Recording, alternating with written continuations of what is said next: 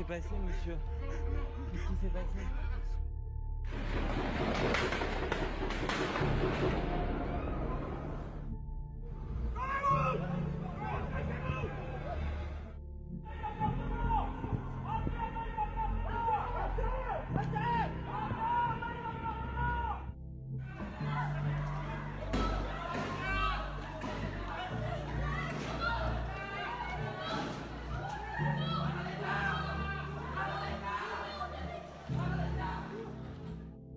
Monsieur, qu'est-ce qui s'est passé? Il y a eu un attentat. Salut tout le monde, comme vous pouvez le constater, je ne tourne pas devant mon décor habituel. J'ai préféré ne pas être devant mes étagères remplies de livres et de DVD pour aborder ce sujet, je ne voulais pas qu'il y ait de la fiction derrière moi. À la place, je vous propose une carte du monde et ce super globe terrestre. Alors contrairement à pas mal de youtubeurs qui se sont exprimés à chaud dès les jours qui ont suivi, j'ai décidé pour ma part de vous faire cette vidéo une semaine après pour 4 raisons.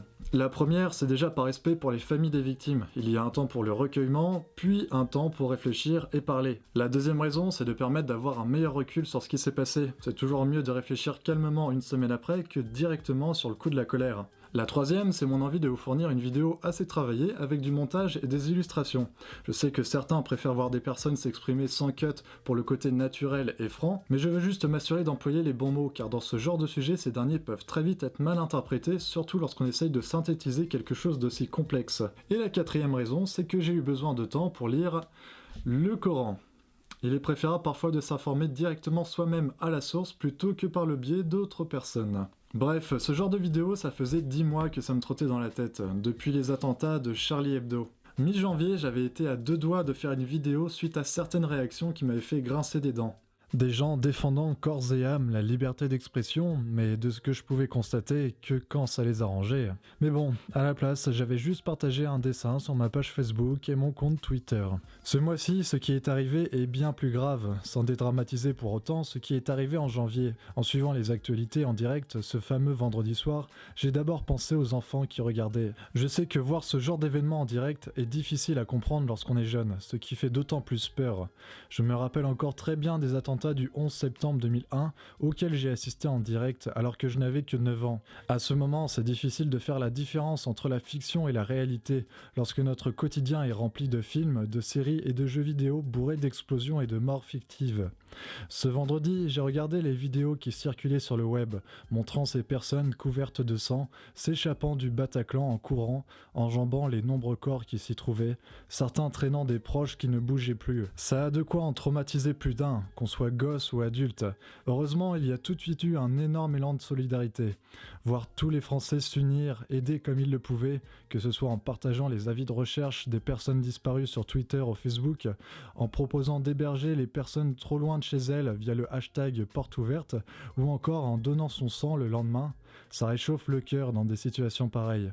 Mais il y a eu aussi certaines personnes qui ont profité de ce tragique événement pour faire le buzz ou même de l'argent. Déjà, il y a tout de suite eu sur Twitter, dès la première heure, la course à celui qui trouverait le nouveau slogan ou le nouveau symbole. Assez désolant, je trouve.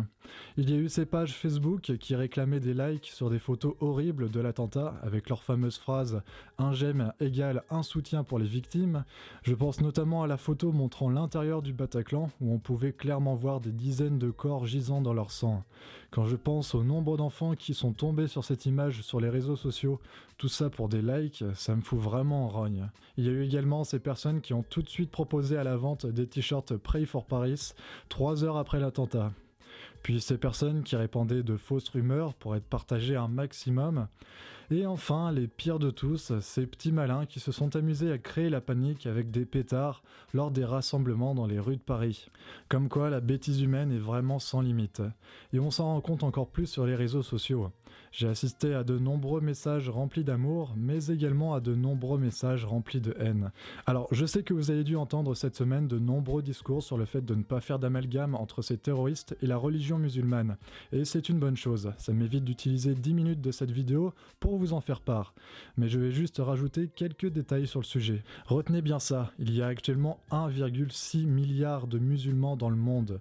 1,6 milliard. Si l'islam était vraiment une religion qui répand la terreur, nous serions déjà tous morts, ou du moins il y aurait eu bien plus de dommages que ce que l'on connaît aujourd'hui. Les forces totales combinées de Daesh, de Boko Haram et d'Al-Qaïda ne représentent que 0,003% du total de la population mondiale musulmane, et moins de 2% des attaques terroristes sont faites au nom de l'islam. Vous avez plus de chances d'être tué par une piqûre d'abeille. Maintenant, concernant le fait que ces 0,003% utilisent la religion musulmane comme prétexte pour justifier leurs actes, c'est pour cette raison que j'ai décidé de lire le Coran entièrement pour me faire mon propre avis. Étant fermement athée, j'ai au moins l'avantage en lisant ce livre d'avoir un point de vue purement objectif, car je ne fais aucune différence entre les religions existantes ou ayant existé. Suite à ces attentats, de nombreuses personnes ont soutenu fermement le fait que le Coran n'est rempli que de messages pacifistes. Alors, oui et non.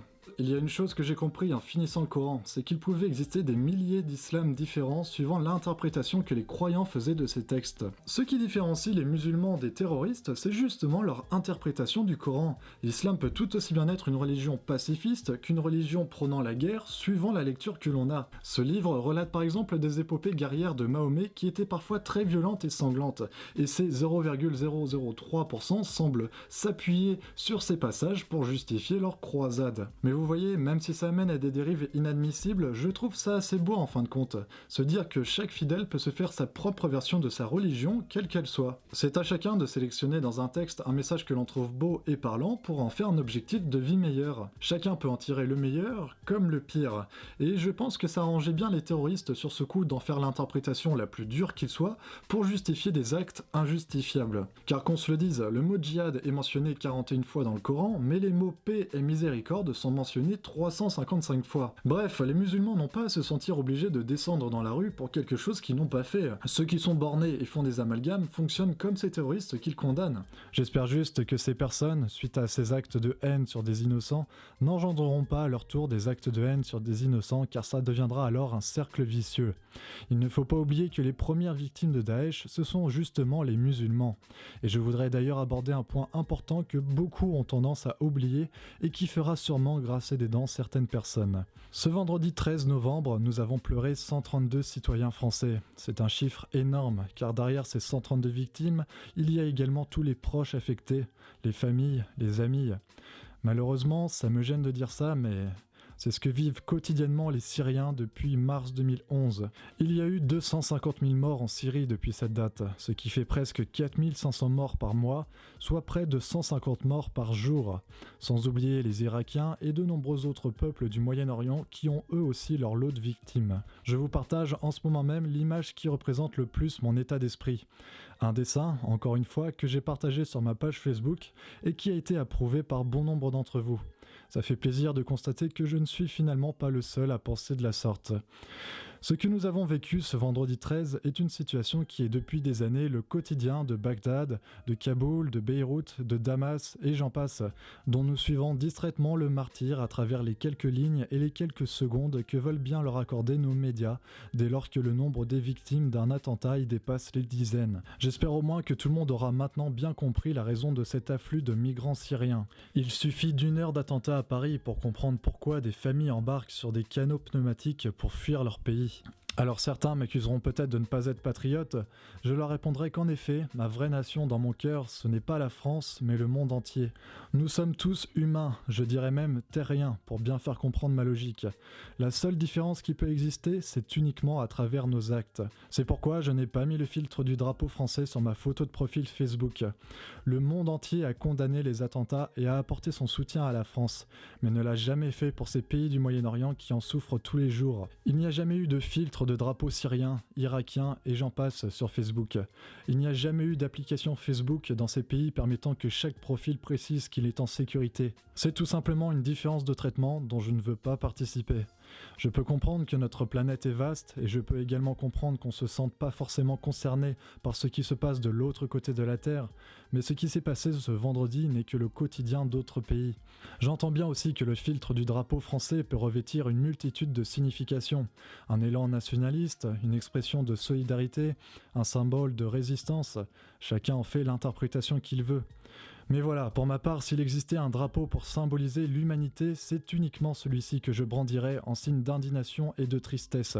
Car c'est bien une nouvelle fois l'humanité dans toute sa diversité qui a été touchée en plein cœur. Une humanité meurtrie, pas seulement car les victimes sont de nombreuses origines et nationalités, pas seulement car les symboles visés sont l'expression même de la pluralité culturelle qui rend Paris si belle, pas seulement car la veille, au Liban, un autre attentat parmi d'autres perpétré par Daesh emportait 43 vies, pas seulement car la majorité des victimes étaient de jeunes gens pleins d'espérance, pas seulement car la terreur a fait couler les larmes sur des joues de toutes les couleurs, mais avant tout car chaque être humain qui perd la vie par la main d'une obscure barbarie est un déchirement, une honte, un échec pour l'ensemble de l'espèce humaine. Maintenant, j'aimerais en venir à la raison de ces attaques, essayer de répondre à ce pourquoi qui trotte dans nos têtes depuis une semaine. Alors je sais que depuis quelques jours, de nombreuses personnes sont soudainement devenues spécialistes géopolitiques du Moyen-Orient ou du monde arabo-musulman pour expliquer la raison de ces attaques. Il y a eu des discours plus ou moins cohérents, mal vus pour la plupart, mais il faut savoir respecter la liberté d'expression d'autrui, cette même liberté que le monde entier défendait en janvier 2015. Si seuls ceux ayant un statut d'expert en géopolitique pouvaient aborder le sujet, dans ce cas autant ne plus donner la parole à tout citoyen n'ayant pas ce statut. Et ça va de même pour le sport, le cinéma, la musique, et j'en passe. Et je ne pense pas qu'essayer de comprendre objectivement les choses, c'est manquer de respect aux victimes, bien au contraire. Pour ma part, je peux vous dire que même en ayant étudié la géopolitique, il y a certaines choses qui m'échappent. Je sais que c'est bien plus compliqué que nous, les gentils français défendant les droits de l'homme contre les méchants Daesh, Al-Qaïda et Boko Haram. Mais aujourd'hui, j'ai juste un sentiment troublant qui mêle l'empathie envers les victimes et leurs familles, mais aussi un sentiment que ça devait arriver. On le savait, on ne savait ni où ni comment, on ne connaissait ni le lieu, ni le jour, ni l'heure, mais on le savait. Et c'est arrivé. Depuis la Seconde Guerre mondiale, jamais une attaque terroriste n'avait fait autant de victimes sur le sol français. Et la question qu'il faudrait alors se poser, c'est pourquoi ? Pourquoi on le savait finalement ? Nous ne sommes pas arrivés à cette situation par un claquement de doigts. Daesh ne s'est pas créé du jour au lendemain et la guerre n'a pas commencé cette semaine. Et elle n'avait pas commencé non plus en janvier lors des tueries de Charlie Hebdo. Elle avait commencé bien avant. C'est une guerre dont on discutait peu dans les assemblées, dans les médias et plus généralement dans l'espace public.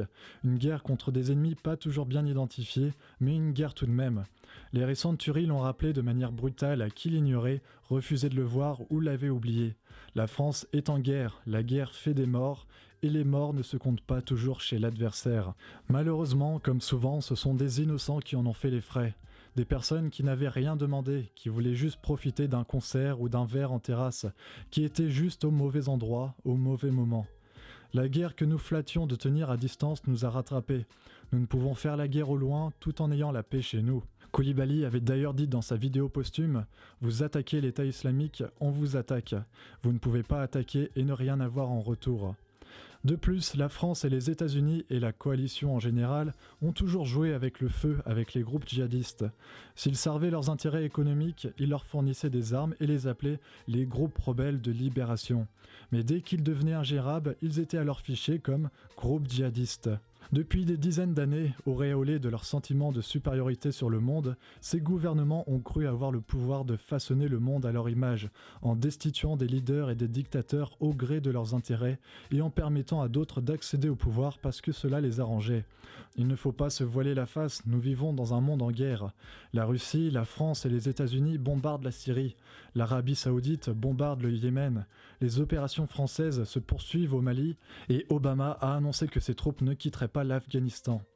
Ces pays qui prônent la paix en faisant la guerre sont de plus les plus gros vendeurs d'armes au monde. La France a d'ailleurs battu son record cette année au niveau des ventes d'armes et le gouvernement s'en est félicité. Je sais qu'il est difficile de se mettre en tête toutes ces choses en étant dans notre petit confort français, mais c'est la dure réalité du monde.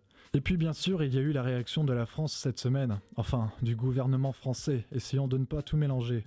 Notre président Hollande a tenu le même discours qu'avait tenu George Bush devant le Congrès américain peu après les attentats du 11 septembre, clamant haut et fort « Des ennemis de la liberté ont commis un acte de guerre contre notre pays ». On sait aujourd'hui ce que ce discours a engendré par la suite.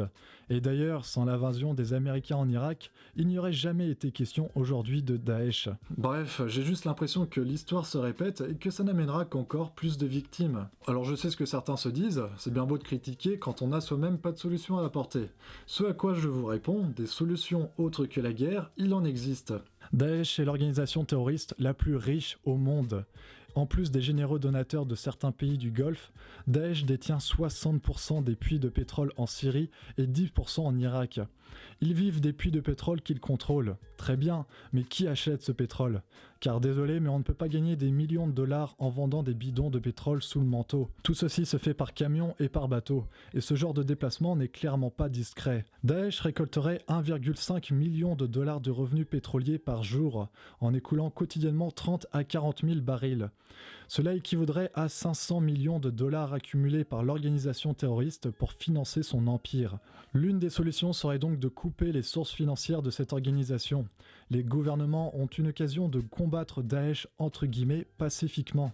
Mais bon, vous savez, je pense que si les grandes puissances le voulaient vraiment, Daesh n'existerait plus. Mais nous ne gagnerons pas contre l'idéologie de ces organisations en arrêtant un terroriste juste avant qu'il se fasse sauter. Où qu'il soit, un autre prendra rapidement sa place. Nous ne gagnerons pas non plus en rayant de la carte l'État islamique ou Al-Qaïda ou Boko Haram.